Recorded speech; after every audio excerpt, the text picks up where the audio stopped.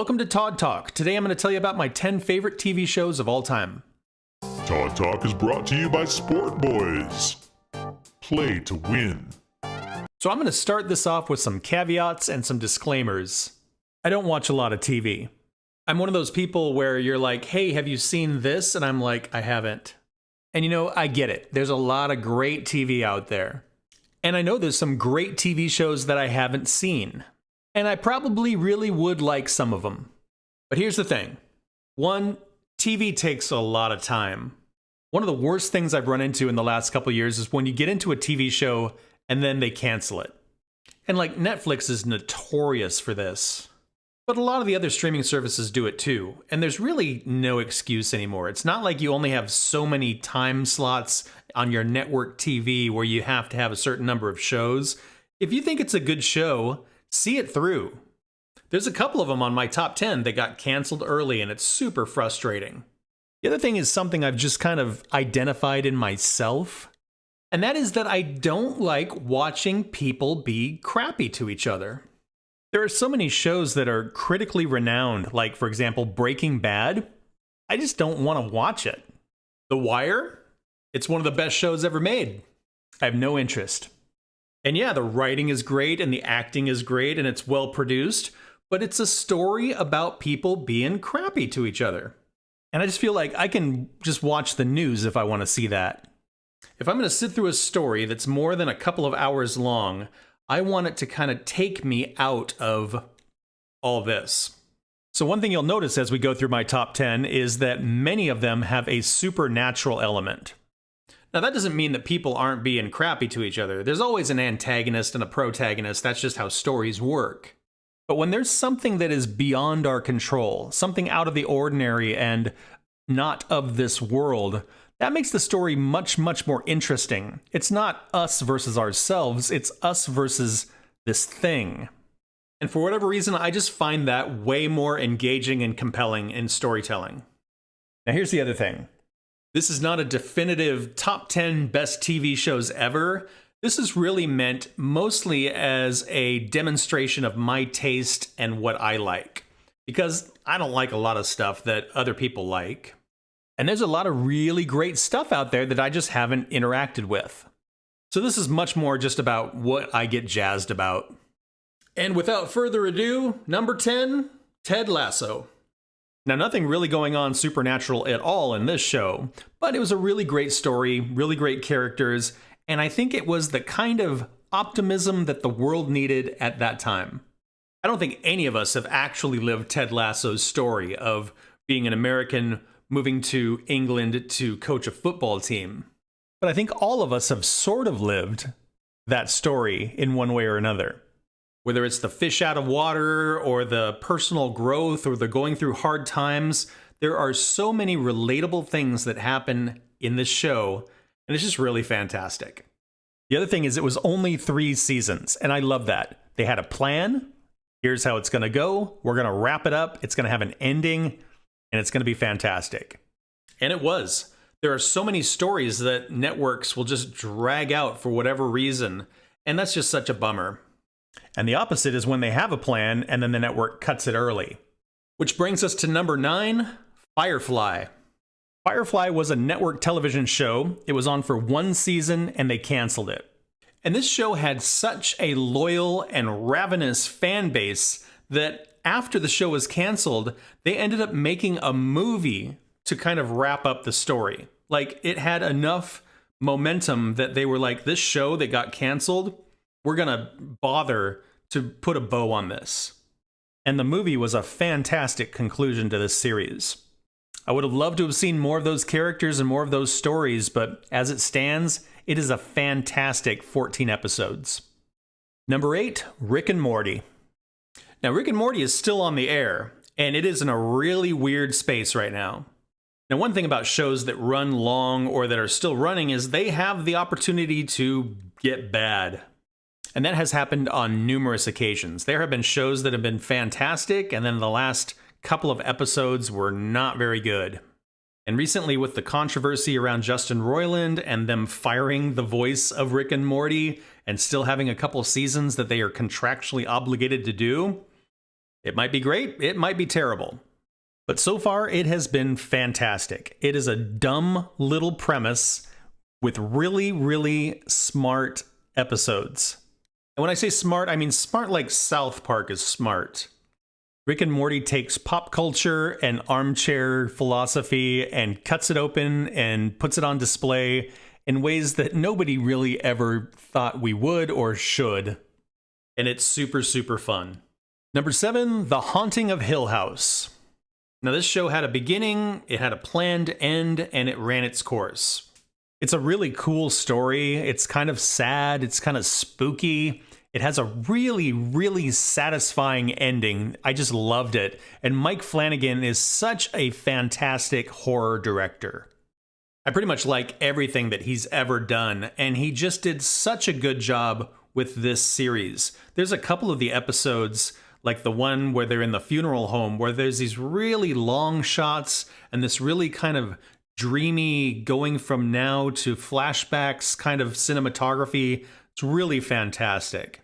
The other thing this show is famous for is there are ghosts hiding in the background of all of these scenes, and it's really fun once you start to spot them, and it makes you kind of want to watch it over again just for that. Yeah, it was really good. Loved it. Number 6, American Horror Story. I don't know if the last couple seasons kind of hold up to how it started off, but the show was so subversive. It would do things that other shows just were not doing. And not only as far as scares and gore and horrible things like that, but they were getting into weird relationships and S&M stuff and just some really, really bizarre subject matter.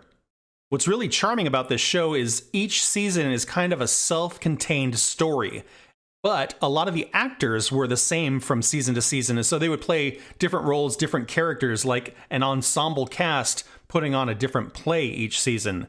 And some of the seasons did have some connections, but they were kind of their own stories. And so if you didn't love one season, you might love next season. And there was a lot of really good ones.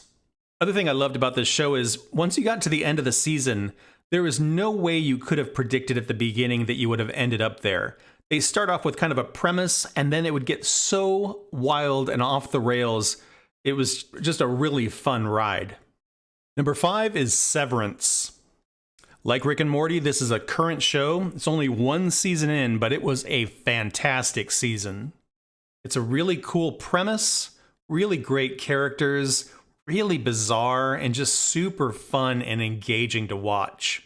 I know after the strike, they're supposed to come back with another season, and I have such high hopes. I just got done watching the first season of Silo, and I really wanted to like it, and I really didn't. The first episode is a fantastic setup. It's a really cool world, and there's some interesting stuff going on, and there's this really, really sad end that's super compelling and gets you engaged. But when we got to the end of the season, it was just about people being crappy to each other.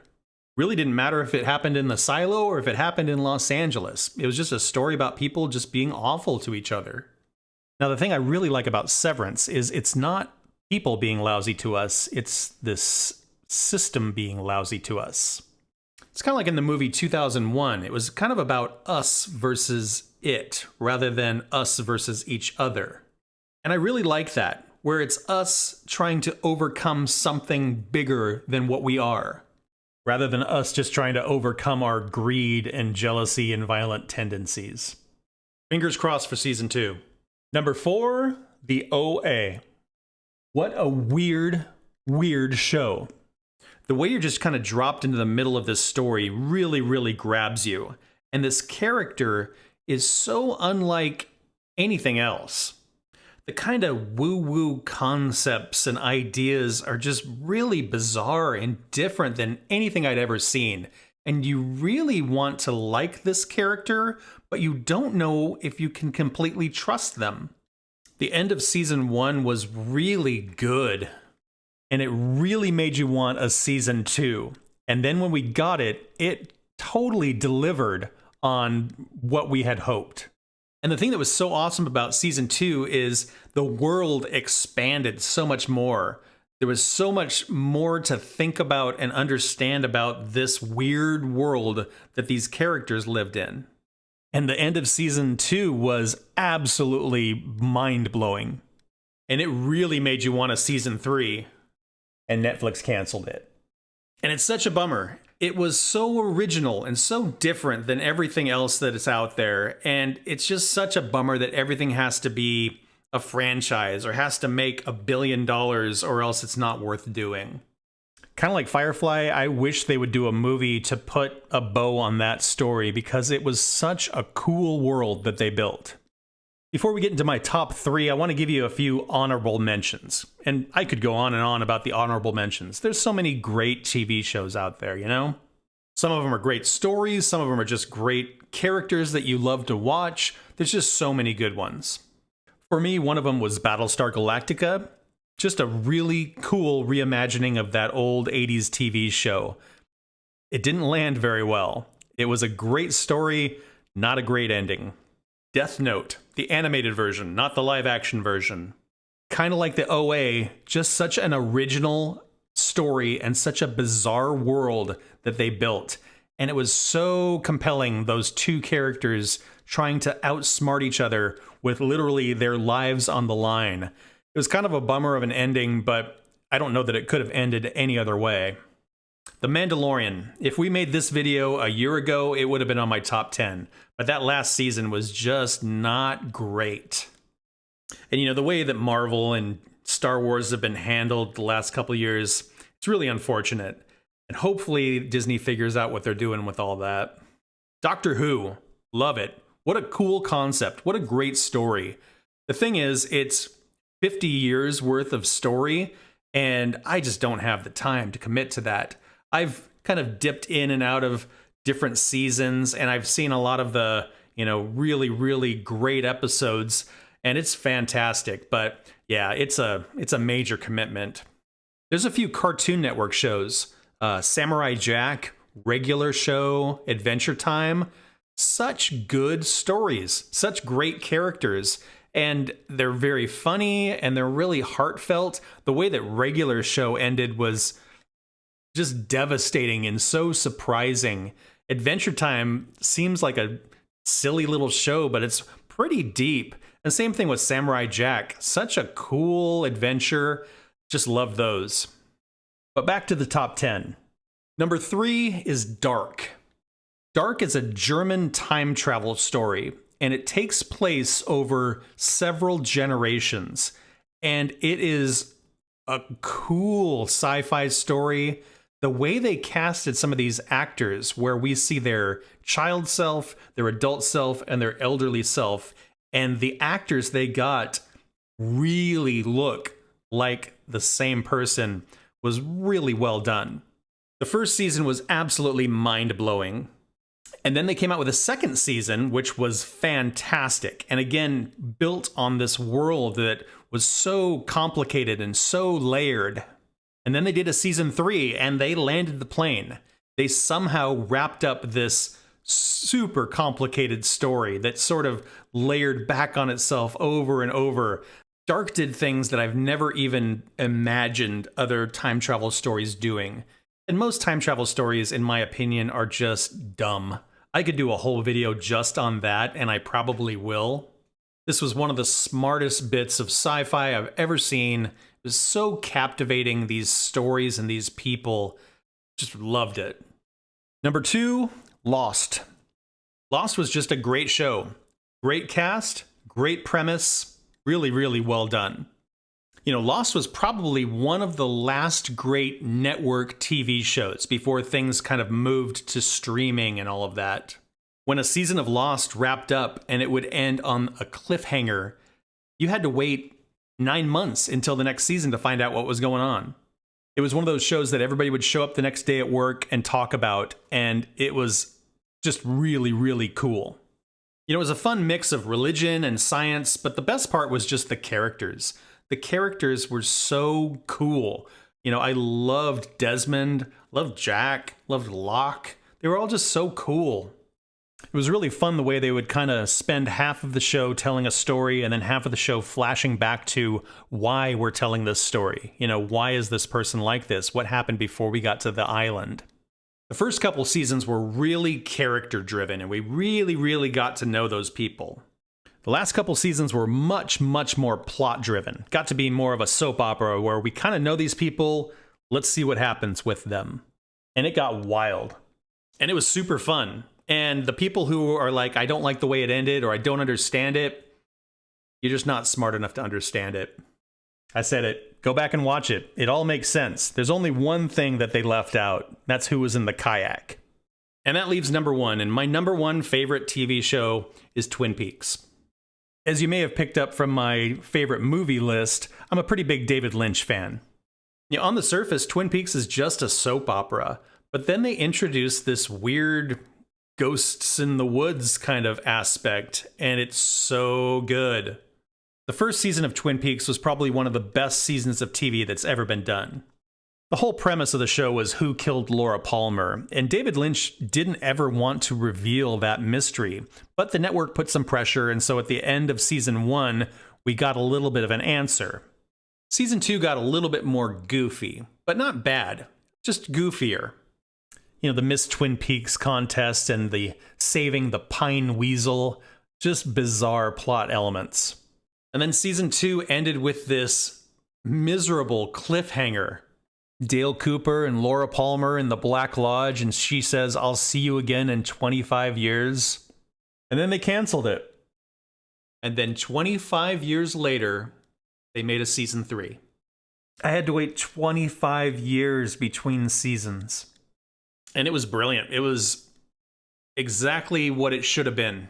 Wasn't what you wanted it to be, but that's kind of how life goes. And it ended making you want more, and you realizing after all this time you might not get more. And you know, that's pretty incredible when you really think about it, you know, where a TV show is not just the characters or the story, but this facet of your life that lingers there where you wonder and you think about it, and 25 years later it comes back and you think about it some more, and in kind of a art imitates life kind of way, you still don't get your closure or your answers, and that leaves a big dent in your world. So anyway, that's my top 10 favorite TV shows. If you've never seen Twin Peaks, you can probably find it on Netflix or Hulu or one of those. Really worth your time. Just make sure you wait 25 years between season 2 and season 3 for the full effect.